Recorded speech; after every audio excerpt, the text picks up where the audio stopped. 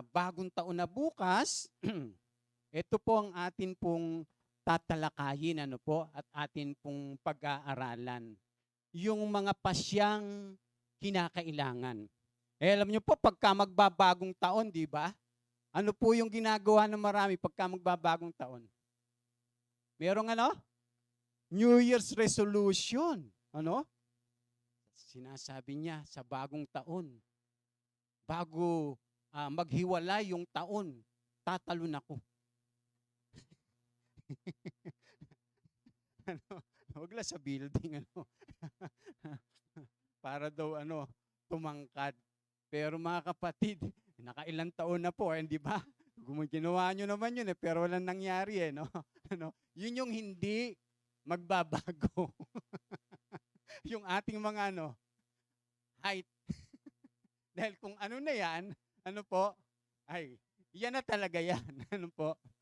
Pero, dapat yung buhay po natin, yung buhay mismo natin, ay patuloy na nababago. Amen? Amen po ba? Kasi po, hindi pwedeng yung mga mananampalataya ay hindi nababago yung buhay. Dahil pagka hindi tayo nababago, may problema. Pag hindi nabago yung ating pagkatao. Marami pa bang dapat mabago sa atin? Marami pa, mga kapatid. Halimbawa, dati, dati, yung medyo mataas ang tingin mo lagi sa sarili mo, ay dapat magpakumbaba ka na, halimbawa, dati, lagi kang late.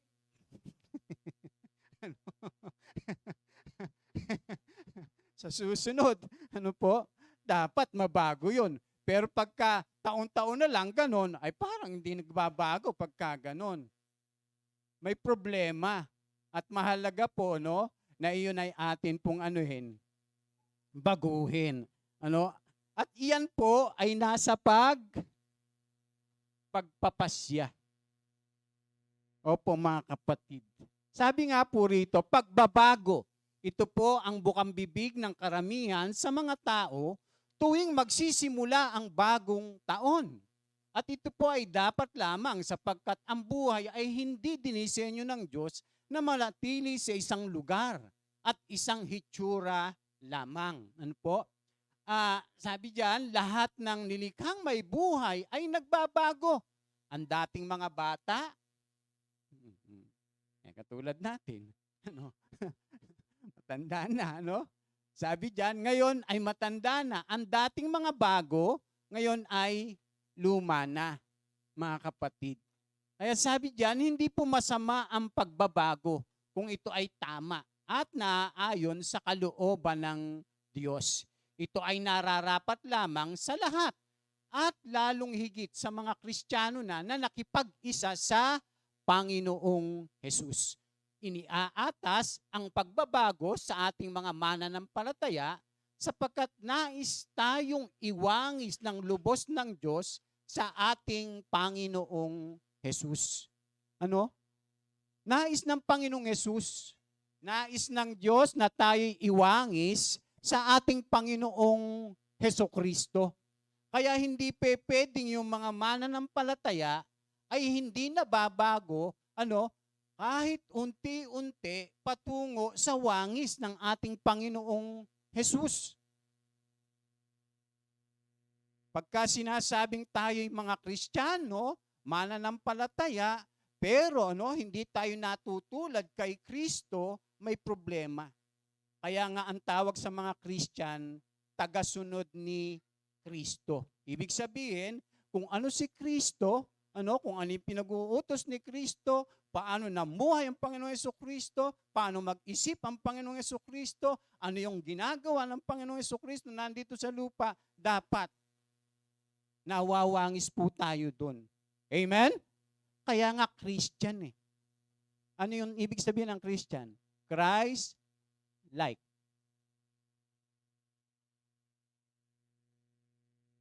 Christ-like. Katulad ni Kristo. Ay pagkahalimbawa, tayo'y Christian na, tapos katulad pa rin tayo ng dati, aba, may problema sa ating mga ginagawa sa buhay. Talaga bang nabubuhay tayo para sa Kanya o para lang sa ating sarili? Pagka ganun. Kaya sabi diyan, iniatas yung pagbabago. Kaya nga maitatanong natin kung bakit sa mga ang turing sa sarili ay Kristiyano, mayroong mga nababago at naitutulad sa Panginoon. At mayroon na namang tila hindi nababago at kung minsan ay nalalayo pa sa gayong wangis. Kaya nga yung masasabi ng mga nasa paligid natin na tayo ay mga Kristiyano o mananampalataya kapag ka meron silang napapansin. Ibang-iba ka na talaga ngayon. Hindi ka na katulad nung dati. Masakit pag sinabi, kasi mas malala ka na ngayon. Ayun yung masakla pagka yun na sinabi, Kaya sabi diyan, so atin pong suriin ito at magsimula tayo sa pagbasa sa Juan 14:21 hanggang 24. Yan, sabay-sabay po nating basahin. 1, 2, 3. Ang tumatanggap sa mga utos ko. Bigyan po natin ng with feeling. 1, 2, 3. Ang tumatanggap sa mga utos ko at tumutupad nito ay siyang umiibig sa akin. Ang umiibig sa akin ay iibigin ng aking Ama. Iibigin ko rin siya at ako'y lubusang magpapakilala sa kanya. Kita niyo mga kapatid? Pagka pala talagang tinatanggap natin, di ba, yung mga utos ng Panginoon. At tinutupad natin. Alam niyo, ang Panginoon lubusang nagpapakilala dun sa mga taong talagang sumusunod sa Kanya. Kaya yung mga sumusunod sa Panginoon, marami siyang nasasabi tungkol sa Panginoon. Pero pagka hindi ka sumusunod sa Panginoon, pag hindi ka talaga totoong sumusunod sa Panginoon, wala kang masabi tungkol sa Diyos Tungkol kay Kristo tungkol sa mga salita niya Kaya mas nakikilala natin po ang ating Panginoon Kristo basta tayo'y totoong nagmamahal at sumusunod sa Panginoon. Sa 22, 1, 2, 3, tinanong siya ni Judas, hindi si Judas Iscariote, Panginoon, bakit po sa amin lamang kayo magpapakilala ng lubusan at hindi sa sanlibutan? O, kita nyo? Siyempre, yung makasanlibutan, malabong makilala si Kristo. Wala naman siyang kaugnayan saan? Sa Panginoong Jesus. Pero yung talagang may kaugnayan na kay Kristo at totoong iniibig natin si Kristo at sumusunod tayo sa Kanya, ay talagang makikilala natin ang lubusan ang Panginoon sa buhay natin. Amen? Ayan, kaya sabi sa 22, 1, 2, 3, sumagot si Jesus, ang umiibig sa akin ay tumutupad ng aking salita. Iibigin siya ng aking Ama at kami tatahan at mananatili sa Kanya. Wait, kita nyo? Sino po yung tatahan?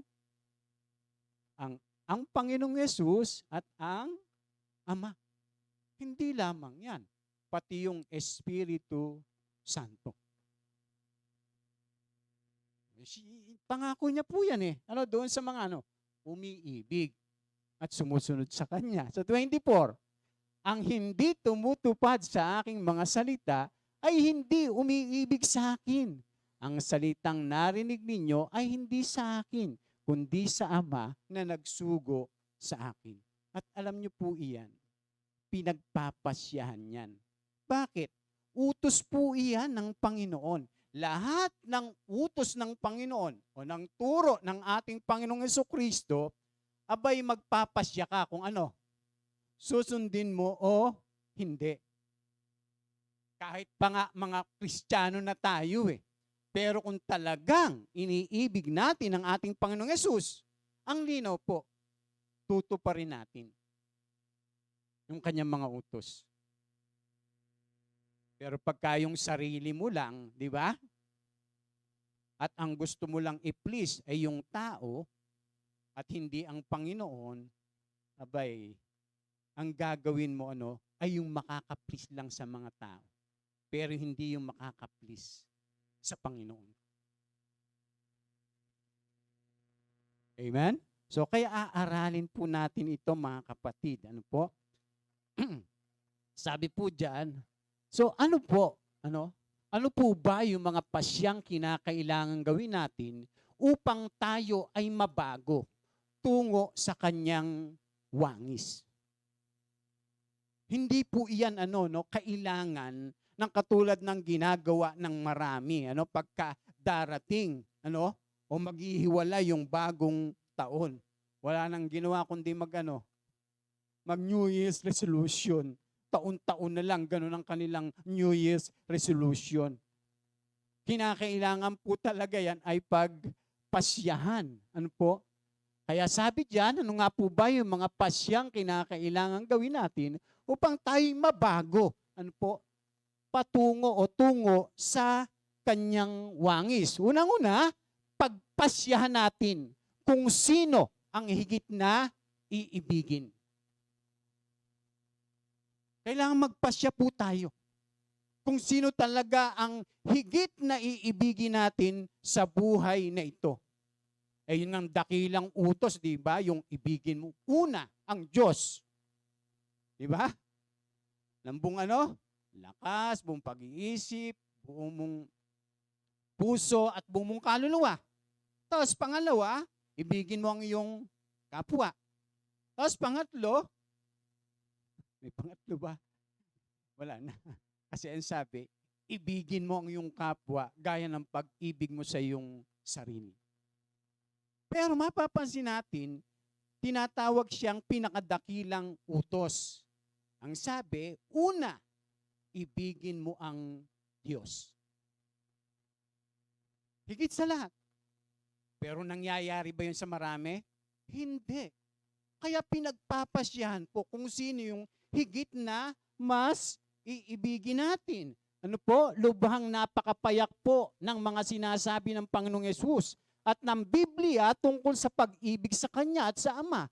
Dahil dito walang sukat ipagtaka sa mga inuugali at ginagawa ng bawat isa sa mga kanikanyang buhay. Alam niyo po, reflection po. Yung ating buhay mismo, kung sino talaga ang iniibig natin sa buhay na ito. Madaling malaman kung sino talaga yung mas iniibig natin sa buhay na ito. Kung yung Diyos ba o yung tao. Kung yung Diyos ba o yung mga bagay ng sanlibutan. Kung yung Diyos ba o yung ating mga sarili. Madaling malaman. Doon sa atin mismong mga buhay. At doon sa ating mga inuugali. Kaya sabi diyan, ang ating mga buhay ay salamin palagi ng pag-ibig ng puso o ng kawalan nito. Sumasalamin po yung atin pong buhay. Lalo na yung mga ginagawa natin sa buhay. Sumasalamin po yun. Kung sino talaga ang iniibig natin, mga kapatid. Kaya sabi diyan, so atin pong suriin ang sinasabi ng Biblia tungkol sa pag-ibig at puso. Ayan. Yung mga pagtatangi sa pag-ibig at puso. Anong sabi po diyan? Kung nasaan ang kayamanan, naroon din ang puso. O babalik ta rin natin. Kung nasaan ang ating puso, naandun din ang ating kayamanan. Ba't kaya binabanggit yung yung kayamanan at yung parang nagiging anong tawag diyan? Yung ng Diyos, yung karibal? Bakit kaya? Tingnan niyo po mga kapatid. Sabi diyan, huwag kayong mag-impok ng mga kayamanan dito sa lupa. Dito'y may naninirang insekto at kalawang at may nakapapasok na magnanakaw. Sa halip, mag-impok kayo ng kayamanan sa langit. do'y walang naninirang insekto at kalawang at walang nakapapasok na magnanakaw. Tapos pagdating po sa 21, sapagkat kung saan naroon ang iyong kayamanan, naroon din ang iyong puso. Masama bang maging mayaman? Hindi. Pero pagka nasa isipan mo na lang ay magpayaman, ano? Kung nasa isipan mo na lang ay magkamal, ano? Tapos ipinagpapalit mo na si Lord, ano? Dahil dyan sa mga kayamanan, ay, ano yun talaga nasa puso natin? Si Lord ba o yung kayamanan? Kaya nga ang sabi, ano? Ang mata ang ilaw ng katawan. Kung malinaw ang iyong paningin, maliliwanagan ang iyong buong katawan. Ngunit kung malabo ang iyong paningin, mapupuno ng kadiliman ang iyong buong katawan. At kung liwanag mo'y madilim, ikaw nga'y tunay nasa kadiliman. Anong koneksyon yan? Yung focus po. Yung focus po, bakit? Anong koneksyon binanggit doon tungkol sa kayamanan? Doon sa ang mata ang ilaw ng katawan. Mga kapatid, di ba sabi po ni Apostol Pablo, ano, ang mga turo ng salita ng Diyos, ibang-iba talaga, ano, sa mga nasa isipan ng tao. Di ba pagka nagsasalita si Apostol Pablo, susulat siya ganito. Sabing ganon.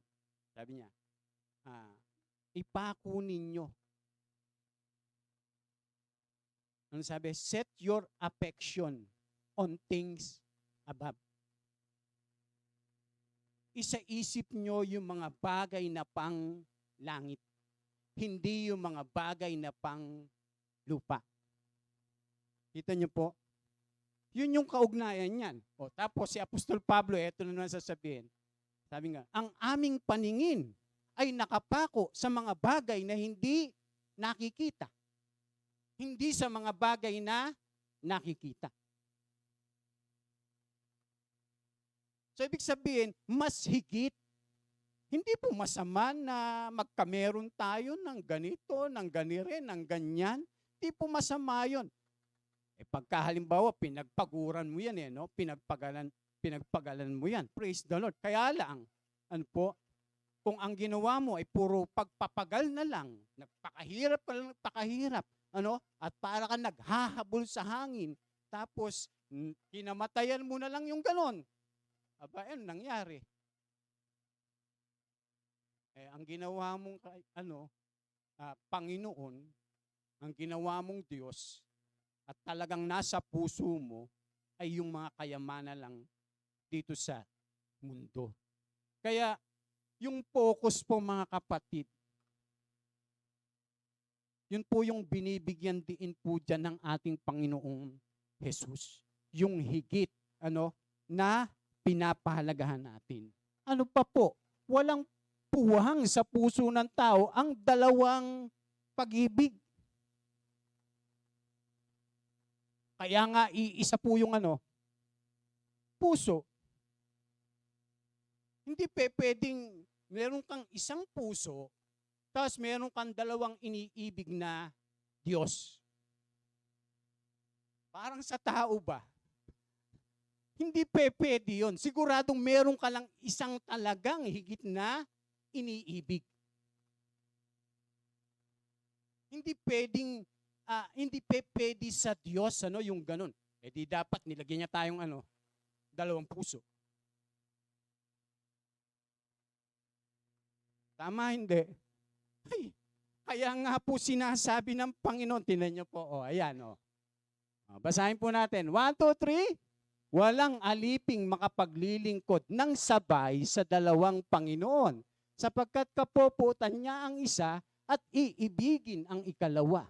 Paglilingkuran ng tapat ang isa at hahamakin ang ikalawa. Hindi kayo maaaring maglingkod ng sabay sa Diyos at sa kayamanan. Kita nyo? Hindi natin pwedeng pagsabayin yon, mga kapatid. Sigurado meron ka lang higit na iniibig doon sa dalawang yon. Either na ang Diyos o yung kayamanan. Either ang Panginoon o yung mga bagay ng sanlibutan. Kaya nga may connection yung susunod na verse. Kaya sinasabi ko sa inyo, huwag kayong mabalisa tungkol sa inyong kakainin, sa inyong iinumin upang kayo mabuhay o kaya'y tungkol sa susuotin ng inyong katawan. Hindi ba't ang buhay ay higit na mahalaga kaysa pagkain at ang katawan kaysa damit? Kaya't huwag kayong mag-alalang baka kayong kapusin sa pagkain, inumin o damit. Hindi ba't ang mga hintil ang nababahala tungkol sa mga bagay na iyan? Pag sinabi pong hintil, hindi mananampalataya. Di ba? Pagka hindi ka mananampalataya, yung pong focus natin sa buhay, yung minamahalaga natin sa buhay, yung higit, na pinapahalagahan natin ay yung mga bagay dito sa sanlibutan. Pero yung mga mananampalataya na umiibig talaga sa Diyos, alam niyo po dapat ang higit na minamahalaga natin talaga sa buhay ay hindi yung mga bagay dito, kundi ang Diyos mismo. Ang ating Panginoon, ang kanyang mga salita. Bakit? Tingnan niyo po, ano yung susunod? Ano yung susunod? Sabi diyan sa 33, ngunit higit sa lahat ay pagsikapan ninyo. Magpapasya ka ba niyan o hindi? Magpapasya ka, pagsisikapan mo nga. Pero kung tatamad-tamad ka, hindi mangyayari yon. Kasi yung salitang pagsikapan, action word yun eh. Tatrabahuhin mo yun, mga kapatid. Kaya sabi, ngunit higit sa lahat pagsikapan ninyo na kayo'y pagharian ng Diyos. Sabi ganyan, at mamuhay ng ayon sa kanyang kalooban.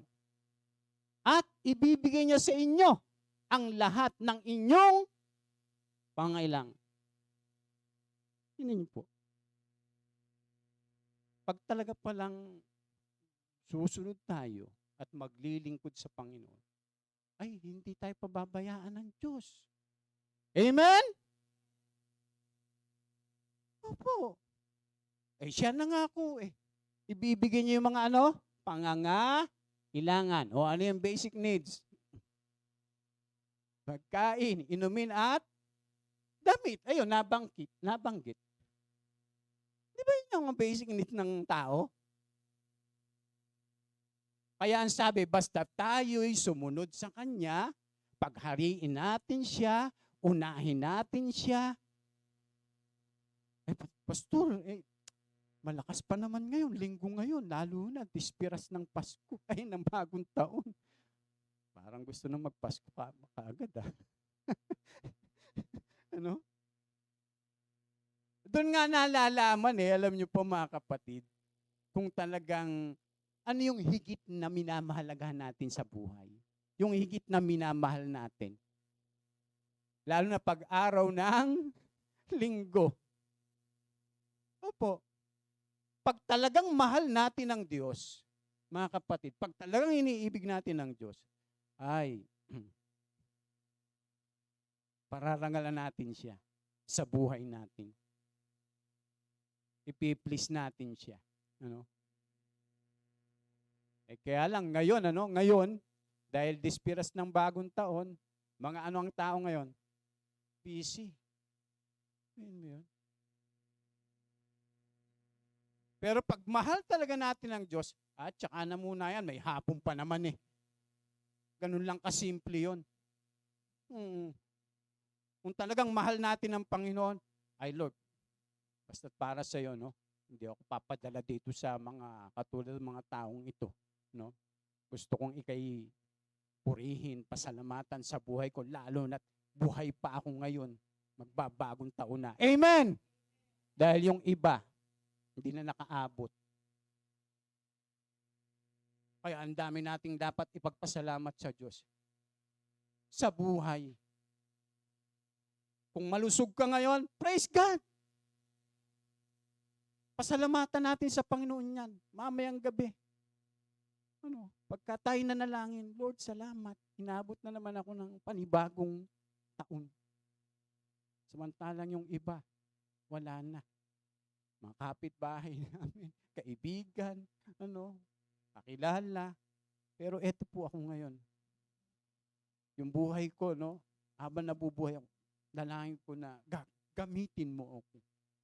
Maparangalan kita, habang ako'y nabubuhay. Mapaglingkuran kita, habang ako'y naririto pa. Kaya ang sabi, unahin natin. Huwag po nating, hayaan na sa puso natin, ay meron tayong dalawang iniibig ng sabay. Dapat meron lang tayong isang Panginoon na higit na iniibig at pinaglilingkuran sa ating buhay. Amen? Ayan, ano pa po? Ang pag-ibig sa Diyos ay tugon lamang sa kanyang nauna ng pag-ibig sa atin. So, kailangan tumugon tayo. Kaya sabi po dyan, mga minamahal, mag-ibigan tayo. Kailangan pagpasyahan po natin. Mag-ibigan tayo. Sapagkat mula sa Diyos, ang pag-ibig. Ang bawat umiibig ay anak ng Diyos at kumikilala sa Diyos. Sapagkat ang Diyos ay pag-ibig. Sabi pong ganun. Kaya kinakailangan. Lalo na tayo mga magkakapatid. Diba? Kailangan po, kinakailangan tayo'y mag-ibigan. Tayo'y magdamayan. Tayo'y magtulungan. Sabi nga ng Biblia, lalong-lalo na sa ating mga kapatid sa pananampalataya. Ipakita natin, yung tunay nating pag-ibig. Sabi diyan, inihayag ng Diyos ang kanyang pag-ibig sa atin nang isugo niya sa mundo ang kanyang kaisa-isang anak upang magkaroon tayo ng buhay sa pamamagitan niya. Ito ang pag-ibig, hindi sa inibig natin ng Diyos, kundi tayo ang inibig niya at sinugo niya ang kanyang anak upang maging handog para mapatawad ang ating mga kasalanan. So yun po, yung pag-ibig ng Diyos, ipinakita niya. Pinatunayan niya yung pag-ibig niya sa atin. Anong ginawa niya? Ibinigay niya. Kaya po yung pag-ibig, nagbibigay talaga Yung pag-ibig sa Diyos, nagbibigay. Yung pag-ibig sa kapwa, nagbibigay. Hindi pwedeng umiibig ka nang hindi ka nagbibigay. Di ba kasabihan na yon? Ano yung kasabihan?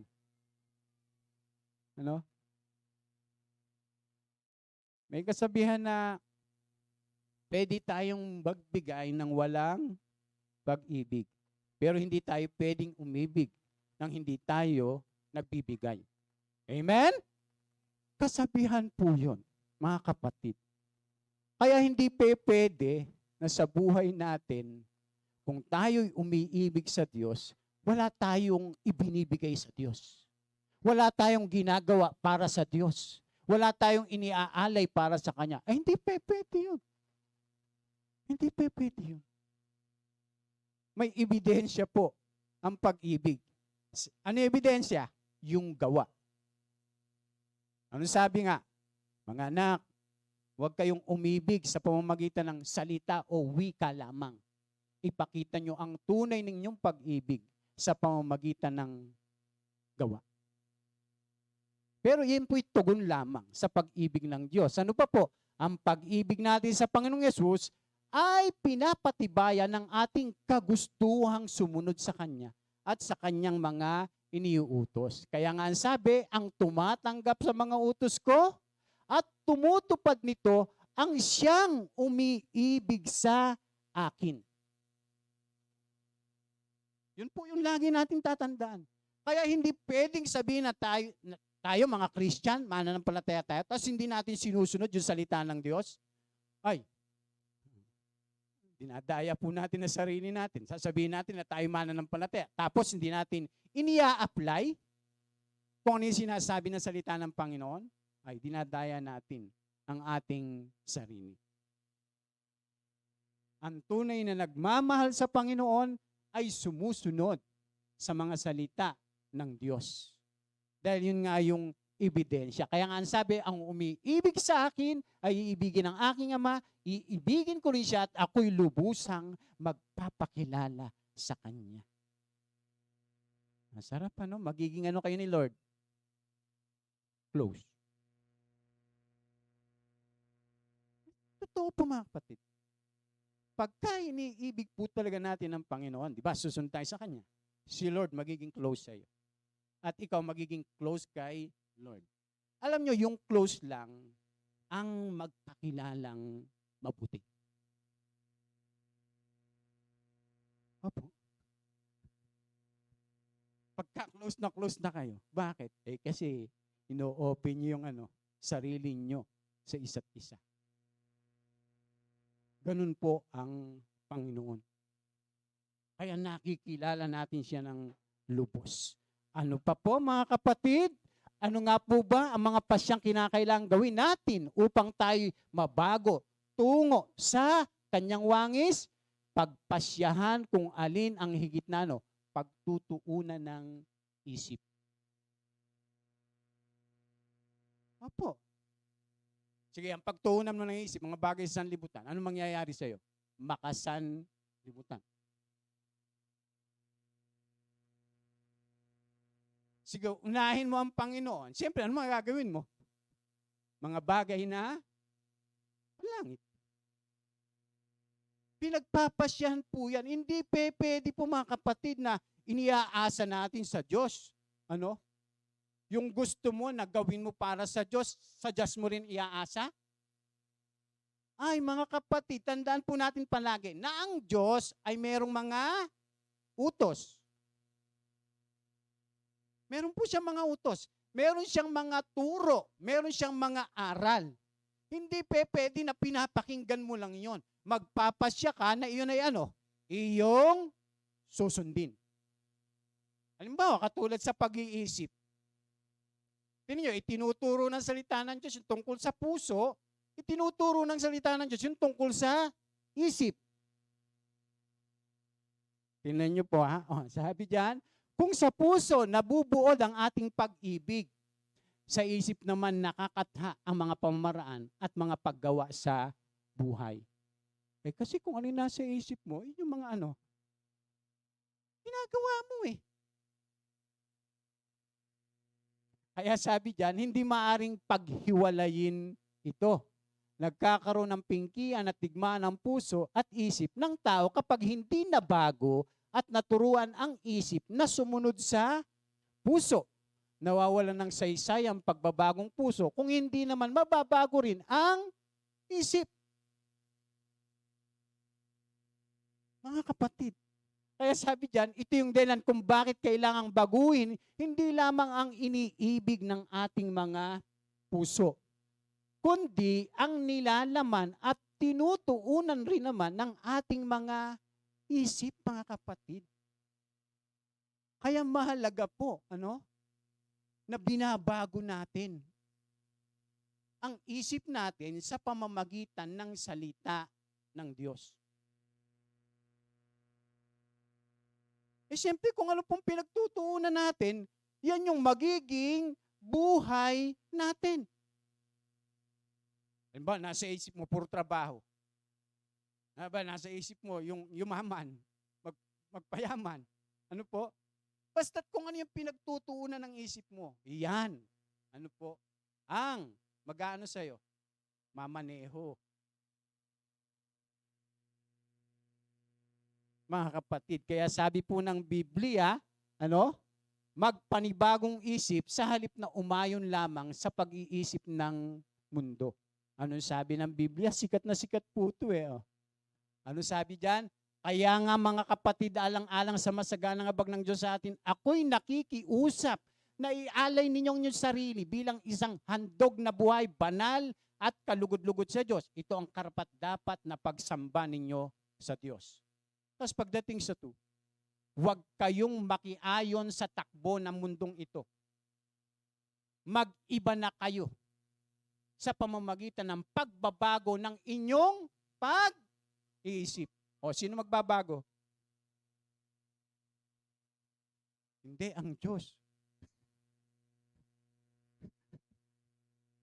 Ah, sino magbabago? Tayo. Sasabihin naman, hindi, ang Diyos ang nagbabago. Tama. Kung susunod tayo sa Diyos. Kung susunod tayo sa utos. Kung susunod tayo doon sa mga turo ng mga apostol na galing din sa Diyos. Kaya nababago tayo ng Diyos kung sumusunod tayo, magpapasya tayong sumunod kung ano yung tinuturo. Kaya pag sinabing, huwag kayong makiayon sa takbo ng mundong ito. Huwag natin silang gayahin. Mag-iba na po tayo. Hindi tayo katulad nila. Paano yan, Pastor? Hindi na kami maglalagay ng 12 prutas. At saka ano? Bigas. Ay, yung nga palay-palay. Ano? Para daw ano? Pampaswerte. Ano?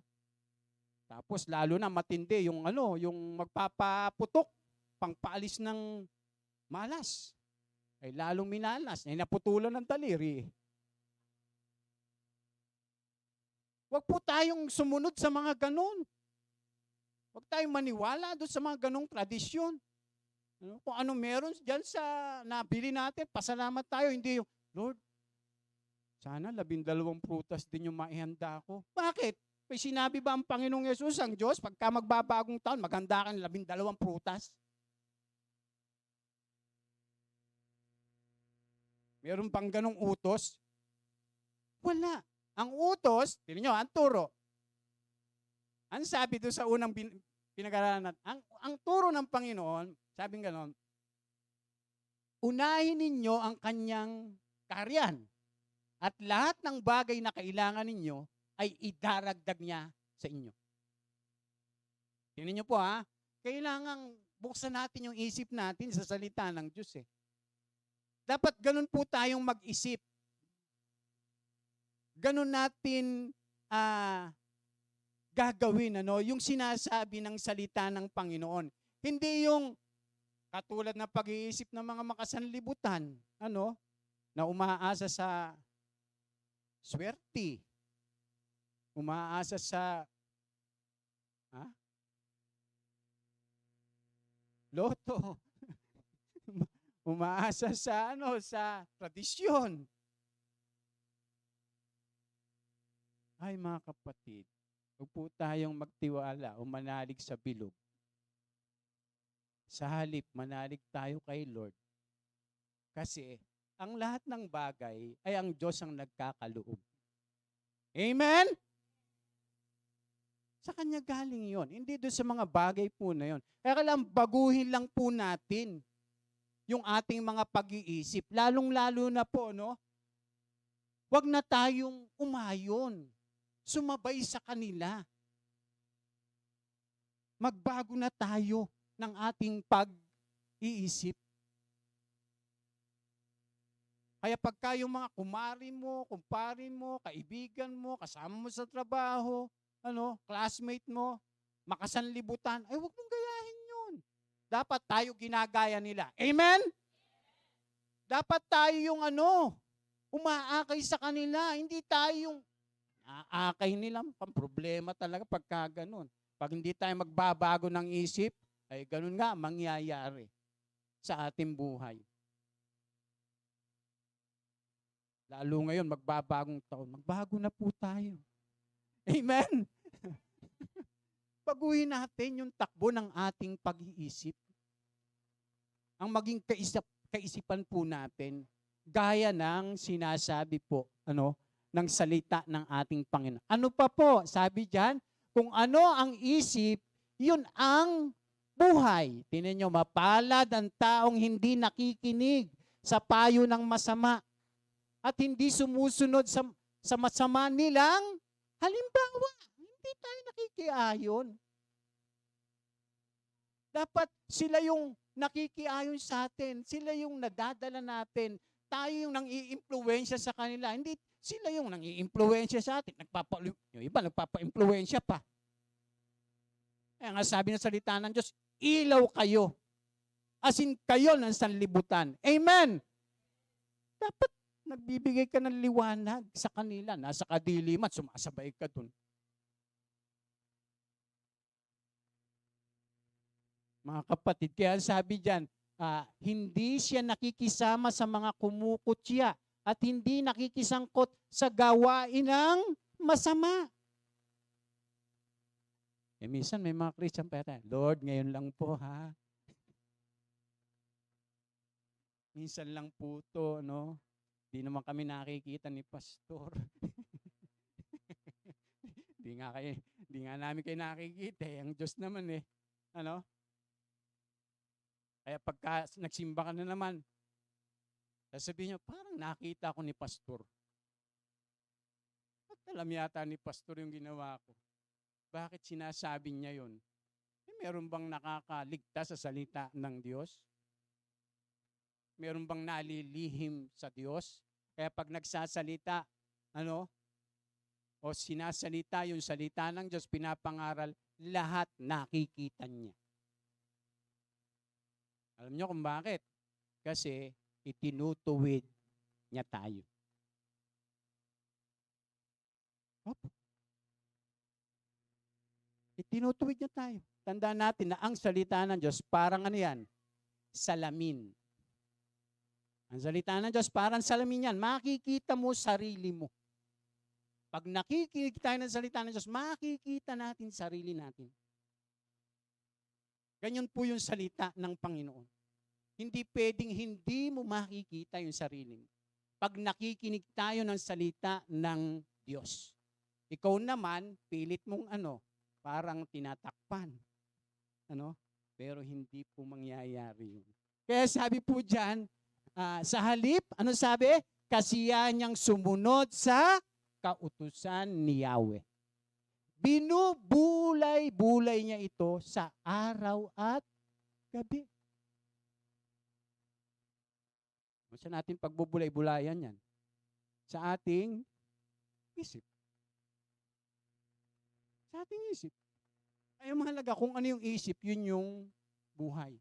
Pero kung ano-ano ang iyong pinagbubulayan, yun yung problema. Yun din yung magdadala sa'yo, mag-aakay sa'yo, dun sa kung ano yung iyong pinagbubulayan. Kaya sabi, katulad niya punong kahoy sa tabi ng isang batisan. Lagi siyang sariwa ang dahon at namumunga sa takdang panahon. Uy, di ba? Kaya pagka yung sumusunod tayo sa Panginoon, parang ang tingin ng mga tao, parang itong si Christy, parang blessed na blessed palagi. Sariwang-sariwa palagi. Parang ubas lagi yung mukha. Diba? Hindi mukhang pasas, kundi mukhang ubas. Diba? Yung gano'n, tinitingnan. Parang press na press ka lagi, diba? Hindi kasi pag sumusunod tayo sa Panginoon, mga kapatid, ano kaya inspired ka sa buhay? Yung laging yung parang naandun yung saya mo, yung kapayapaan mo, yung galak mo. Kaya makikita sa mukha mo ngayon. Kasi namumuhay ka saan? Sa Panginoon eh. Namumuhay ka sa Espiritu eh. Ng Diyos eh. Kaya mahayag ngayon yun.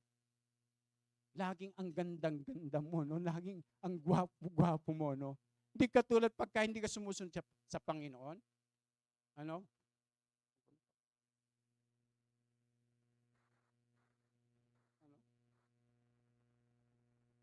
Laging nakangiti, imbis na nakangiti.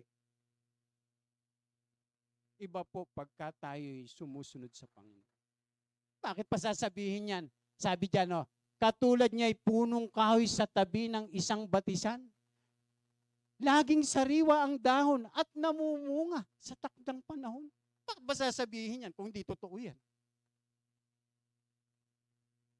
Mga kapatid, kung tayo sumusunod sa Panginoon. Diba? Kaya laging maganda yung mananampalataya. Amen? Laging gwapo yung mga mananampalataya. Amen? Yes. Kasi nga, ano ka yung, ano ka sa sarili mo, yung naandun yung tiwala mo dahil ang Diyos ay kasama mo. Pero sa masama, ano man ang kanyang gawin, sabi po sa akin, siya'y magtatagumpay. Hindi gayon sa sino mang gumagawa ng masama. Ito ay tulad ng ipa. Hangin ang siyang nagtatangay. Kaya ikaw, habol ka ng habol. Saan? Sa hangin. Kasi nasa puso mo, mga bagay dito sa sanlibutan. Nasa isip mo, mga bagay dito sa sanlibutan. Wala ka lang ibang hinahabol palagi. Yung mga bagay sa sanlibutan. Pero wala ka naman din mapapakinabang. Lalo na pagdating sa walang hanggan. Sa halip ay kawalan. Pagkahiwalay. Kaya sabi diyan, hindi gayon ng sino mang gumagawa ng masama. Ito'y tulad ng iba, hangin ang siyang natatangay. Sa araw ng pagkukumparusan niya ay nakalaan siya'y ihiwalay sa grupo ng mga banal. Kita nyo, magkahiwalay yung hatol. Saan? Sa mga banal at hindi banal. Sa mga sumusunod at hindi sumusunod.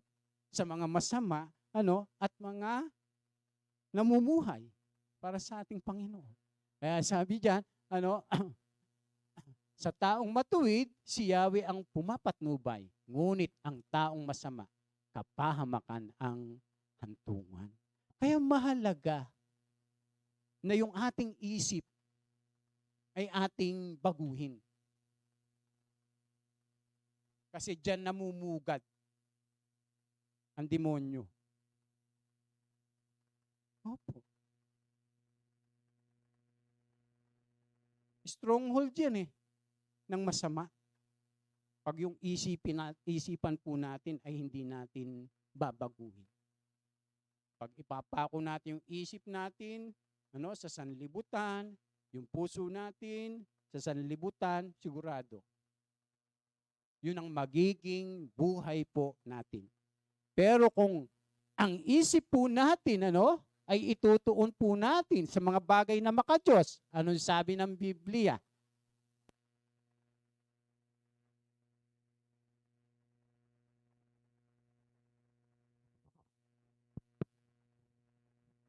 Basahin po natin sabay-sabay, yung dilaw. 1, 2, 3. Bilang pagtatapos, mga kapatid, dapat maging laman ng inyong isip ang mga bagay na karapat-dapat at kapuri-puri. Mga bagay na totoo, marangal, matuwid, malinis, kaibig-ibig, at kagalang-galang. Isagawa ninyo ang lahat ng inyong natutunan, tinanggap, narinig, at nakita sa akin. Sa gayon, sa inyo ang Diyos na nagbibigay ng kapayapaan. Ang linaw po. Kung gaano kahalaga pagka ginagamit natin yung ating isip, Diyos, para sa Diyos. At kung ano yung ating kapatid, kung ano yung pinagtutuunan ng ating isip, mahalaga po iyon. Kaya, sabi na salita ng Diyos, maging laman ng inyong isip ang mga bagay na karapat-dapat, kapuri-puri, mga bagay na totoo, marangal, matuwid, malinis, kaibig-ibig, at kagalang-galang. Paano natin gagawin yan? Ha? Ano yung mga bagay na ating isipin? Mga bagay na makalangit. Yung mga utos, yung mga aral, mga turo. Kaya nga ang sabi na, isagawa ninyo ang lahat ng inyong natutunan. Ang problema pag hindi natin ginagawa yun. Ano pa? Yung tinanggap natin. Yung narinig at nakita sa akin. Sabi ni Apostol Pablo, tutularan natin. Kung paano sila namuhay. Mga kapatid. Kaya mahalaga po yung atin pong kaisipan kung ano yung pinagtutuunan po nito.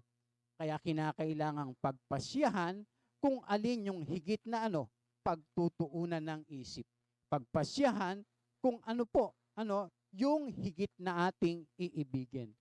And last po, ano nga po ba yung mga pasyang kinakailangan gawin natin upang tayo mabago tungo sa kanyang wangis? Sabi diyan, pagpasyahan kung tayo ay mamumuhay na malaya na o mananatili pa ring alipin. Malaya na po ba tayo? Malaya na tayo sa kasalanan? Malaya na tayo sa kasalanan? Malaya na tayo. Pinalaya na tayo ni Kristo eh. Pero kinakailangan magpasya pa rin tayo na mamuhay bilang isang malaya o pinalaya ng ating Panginoong Hesukristo. So kahit na tayo mga Kristiyano na at nakipag-isa na sa Panginoong Hesus, kahit na nabago ang ating mga pag-ibig, mga pag-iisip, habang tayo ay nasa katawang laman pa rin, ating mararamdaman yung mga tukso at akit ng mundo at ang udyok ng laman. Naandyan pa rin. Ano po mga kapatid? Pero, mga kapatid, hindi na tayo dapat, alipin or magpapadala pa. Kasi magpapasya pa rin tayo eh. Alam nyo, ganito po yan mga kapatid. Nung wala pa tayo kay Kristo, wala tayong choice. Bakit? Alipin tayo ng kasalanan. Kahit anong gawin natin. Pero ngayong pinalaya na tayo ni Kristo, pinawalang sala na tayo at pinatawad, meron ka ng kakayanang magpasya. Hindi katulad noon. No choice tayo. Dahil alipin tayo ng kasalanan. Pero ngayon ay alipin na tayo ng Diyos. Dahil tayo kay Kristo. Tingnan niyo po mga kapatid, kaya nga, ang Kristiyano ay pinalaya na. Kaya dapat, sabi nga po dyan, hindi na tayo mag-alipin pa doon sa tinatawag na yung sariling pagmamatuwid. Sabi dyan, malaya na tayo dahil pinalaya na tayo ni Kristo. Kaya magpakatatag kayo at huwag nang paalipin pang muli. Nasa atin po yun.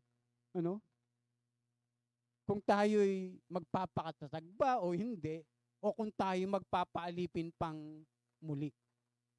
Pero tayo'y pinalaya na. Kaya ang sabi, kayong nagsisikap na maging matuwid sa pamamagitan ng pagtupad sa kautusan, inihiwalay ninyo ang inyong sarili kay Kristo at tinatanggihan ninyo ang kagandahang loob ng Diyos. Ngunit kami umaasa na kami magiging matuwid sa pamamagitan ng pananampalataya. At ito'y sa kapangyarihan ng Espiritu Santo. Sa mga nakipag-isa na kay Kristo Jesus, hindi na mahalaga kung ang isang tao ay tuli o hindi. Ang mahalaga ay ang pananampalatayang nakikita sa mga gawaing udyok ng pag-ibig.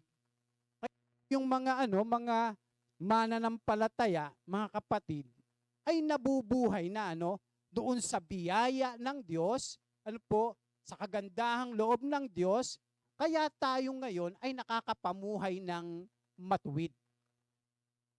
Hindi pwedeng yung ating pananampalataya ay ihiwalay natin sa kagandahang loob ng ating Panginoon Kristo o doon sa ating relationship sa ating Panginoon Jesus. Meron kasing nabubuhay sa sarili lang na sinasabi ng iba, Pastor, kaya kahit di na ako nagsisimba, di na ako dumadalo, basta ako, hindi naman ako nangangalunya, ganon, hindi naman ako nagnanakaw, wala naman akong, yung mga taong naargabyado ko. Alam niyo po ang tawag doon? Ang tawag doon yung pagiging legalismo o yung legalistic ka sa pagsunod. Kaya lang, ang tawag po doon ay self-righteousness. Tayo po ay nagiging matuwid lamang sa pamamagitan ng ating Panginoong Jesus. At pagka tayo napapaalipin doon sa tinatawag na pagiging matuwid sa sarili, yung self-righteous, ay hindi mo na talaga kailangan minsan mag-church. Di ka nadadalo sa mga gawain, di mo na kailangang pumunta at makiisa sa mga gawain ng Panginoon sa church. Sa isip mo lang, ay basta ako pastor, okay naman ako. Dahil wala naman akong ginagawang masama. Hindi po pwede yun, mga kapatid. Hindi pwedeng mabuhay tayo ng hiwalay doon sa ating Panginoong Jesus. Pwede bang, itong tanong mga kapatid, pwede ka bang mabuhay na makasunod sa Panginoon kung wala ang church?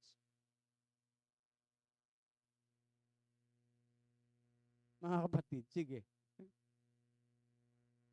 Makakapamuhay ba tayo, makakasunod ba tayo sa Panginoon kung walang church? Hindi. Si Lord at saka yung church, iisa po yun. Ay yung ulo tayong church Pwedeng iwalay yung sarili mo dun sa church. Bakit? Para tayo makasunod sa Panginoon, anong gagawin natin? Kailangang magpasakop tayo. Saan? Sa church. Saan? Sa mga turo, sa mga aral. Tayo naman po mga kapatid, halimbawa sa Jesus First Christian Ministry, ang sinisiga po natin dito ay maituro kung ano yung katuruan ng ating Panginoong Hesukristo. Kasi ito pong kausap dito ni Apostol Pablo, nadadaya uli sila. Gusto nilang paalipin. Saan? Gusto nilang sumunod uli. Doon sa dati nilang mga gawang kautusan. Pero hindi ayon sa mga turo at aral ng ating Panginoong Hesukristo. Tayo po ay hindi dapat magpaalipin dun sa gayong kaisipan, yung sariling pagmamatuwid. Ang katwiran natin ay nakay Kristo. Hindi tayo pwedeng maging matuwid kung wala tayong koneksyon sa ating Panginoong Jesus. Ano pa po? Ay itong danger. Lipin ng kasalanan. Ano sabi ng Biblia? Sinabi naman ni Jesus sa mga Hudyong naniniwala sa Kanya, kung tinutupad ninyo ang aking aral, kayo nga'y tunay na mga alagad ko. Makikilala ninyo ang katotohanan at ang katotohanan ang magpapalaya sa inyo. Kaya po mga kapatid, yung mga tao lamang na tumanggap doon sa truth, doon sa ebanghelyo, doon sa mabuting balita, ang pinalaya ng ating Panginoong Hesukristo at nagpasya na sumunod kay Kristo. Pero kung ang gagawin natin, katulad po na sinabi natin Panginoong Hesus, sumagot si Jesus, pakatandaan ninyo, ang namumuhay sa kasalanan ay alipin ng kasalanan. Alam niyo po mga kapatid, explain ko po sa inyo. Alam niyo sa church, maraming mga naniniwala na basta't sinabi mo lang, tinanggap mo si Kristo, nanampalataya kay Kristo, ligtas ka na. Kahit namumuhay ka sa kasalanan. Kasinungalingan po yun, mga kapatid. Hindi pwede na sinasabi natin, tayo'y nanampalataya kay Kristo, pero namumuhay pa rin tayo sa kasalanan. Kasi nga po, dapat yung mga kilala sa Panginoong Yesus, ay nagsya o magpapasya na sumunod. Saan? Doon sa katotohanan. Kaya nga ang sinabi naman ni Jesus sa mga Hudyong naniniwala sa Kanya, kung tinutupad ninyo ang aking aral. Sabi ganon, kayo nga'y tunay na mga alagad ko. O sino daw po yung tunay mga alagad? Yung mga sumusunod. Kaya kahit nasa pa tayo, pero namumuhay tayo sa kasalanan, questionable po yun. Dahil bang linaw po. Kaya nga ang sabi ng Panginoon, pakatandaan ninyo, ang namumuhay sa kasalanan ay alipin ng kasalanan. May mga turo po kasi na, basta pastor, ako, nanampalataya na ako sa Panginoon. Basta tinanggap ko na ang Panginoong Yesus. ano na ako, secure na ako. Sasabihin ganun. Hindi po totoo yun, mga kapatid. Dahil ang linaw po ng salita ng ating Panginoong Hesus pagdating sa kung sino yung mga tunay na sumusunod sa Kanya. Meron po akong mga nakausap na na naniniwala siya na kahit nangangalun niya, ay papasok sa langit. Sabi ko, paano nangyari yun?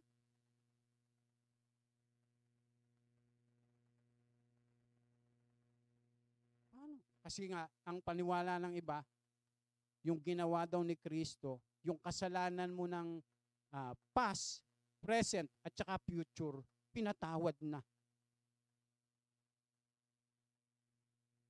Yun po yung paniwala ng iba.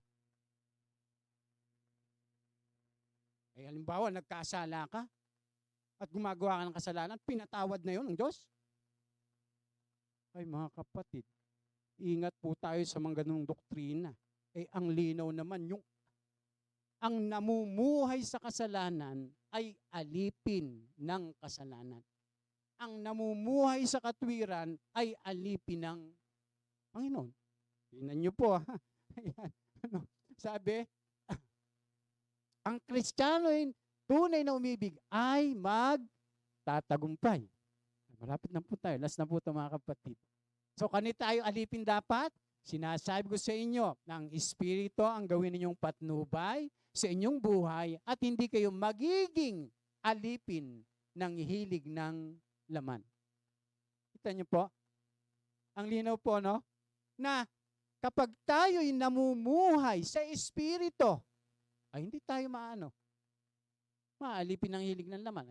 Simple lang naman po para hindi tayo makapamuhay sa hilig ng laman, sa mga bagay ng sanlibutan, mamuhay tayo sa patnubay ng Espiritu. Kaya, kung kanino tayo alipin, ay dapat sa Diyos, sa pamamagitan ng Espiritu. Sapagkat ang nasa ng laman ay laban sa kalooban ng Espiritu at ang kalooban ng Espiritu ay laban sa mga nasa ng laman. Laging naglalaban ang dalawang ito. Kaya't hindi ninyo magawa ang nais ninyong gawin. Kung pinapatnubayan ka ng Espiritu Santo, wala na kayo sa ilalim ng kautusan. Ibig sabihin ng kautusan dyan ay yung Law of Moses. Sabi dyan, hindi maikakailang hilig ng laman. Kita nyo pakikiapit, kahalayan, kalaswaan, pagsamba sa Diyos-Diyusan, pangkukulam, pagkapot sa isa't isa, pag-aaway, pagsiselos, pagkakagalit, at kasakmihan, pagkakampi-kampi, at pagkakabahabahagi, pagkainggit, paglalasing. Ayan. Ay tamang-tama, mag-aano pa naman. Mamaya, ang daming yan. Paglalasing, kalayawan, at iba pang tulad nito. Pag sinabi pang at iba pang tulad nito, ay yung mga kaparehas ng paglalasing. Yung mga masasamang bisyo.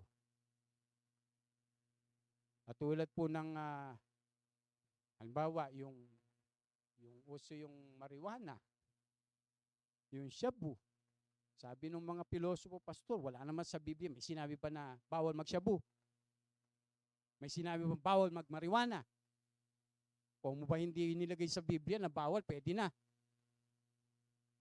Kaya nga ang sabi, tulad, sabing ganyan, sabi dyan, at iba pang tulad nito, tingnan niyo po, muli ko kayong binababalaan. Sino binababalaan? Mga mananampalataya. Kasulat ni Apostol Pablo sa Christian sa Galacia. Kaya ang sabi, muli ko kayong binababalaan. Ang gumagawa ng mga ito ay hindi magkakaroon ng bahagi sa kaharian ng Diyos. Hindi maliligtas. Wag sasabihin ng marami, hindi pastor, pinatawad na ako tinanggap ko na si Kristo. Mananampalataya na ako. Okay na yon?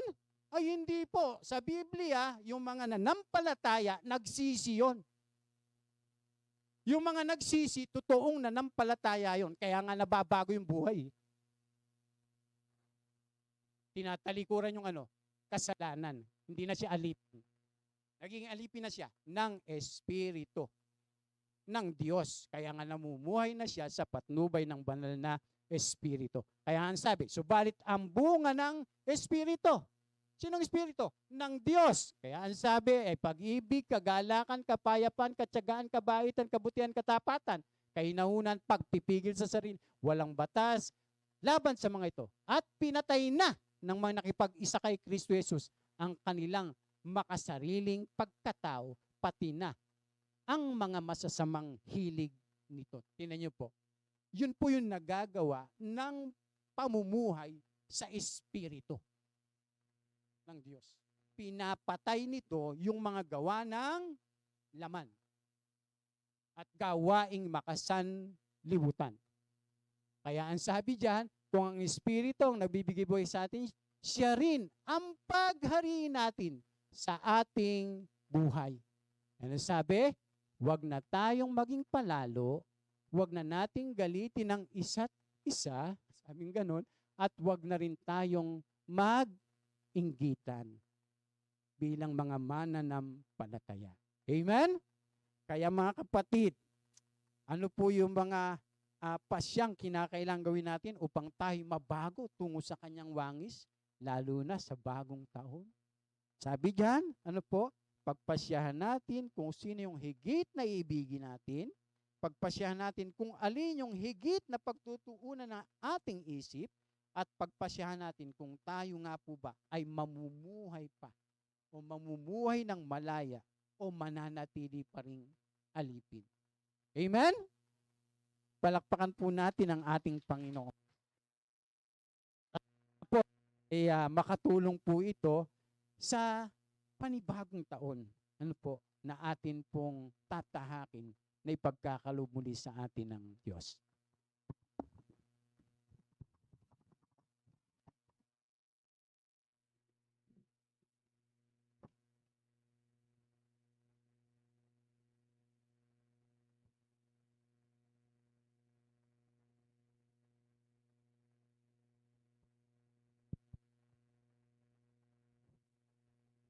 Tayo po ba ay napagpala ng mga salita ng Panginoon?